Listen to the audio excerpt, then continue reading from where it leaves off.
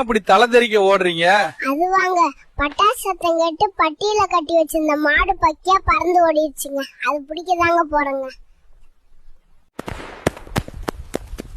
சோச்சோ, மாட்டை புடிச்சிட்டீங்களா? மாட்டை ஒரு வழியா இப்ப புடிச்சிட்டாங்க. எப்படியும் தீபாவளி முடியற வரைக்கும் மாடு ஓடிட்டு தான் இருக்கும். இந்த தீபாவளி சத்தமா இல்லாம சந்தோஷமா இருந்தா நல்லா இருக்குங்க. இப்போ பட்டாசே வெடிக்க கூடாதுன்னு சொல்றீங்களா?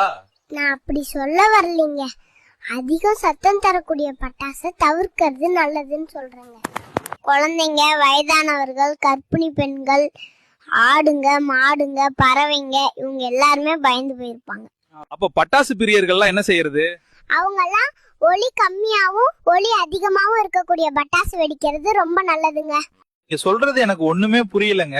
இந்த பூமி மனுஷங்களுக்கு மட்டும் சொந்தம் இல்லைங்க, கடவுளால் உருவாக்கப்பட்ட அனைத்து உயிரினங்களுக்கும் சொந்தங்க. மற்ற உயிரினங்களை கஷ்டப்படுத்தாத, சத்தம் இல்லாத பட்டாசு வெடிங்கன்னு தாங்க சொல்றேன். சிந்தித்து செயல்படுங்கள். என் இனிய தீபாவளி நல்வாழ்த்துக்கள்.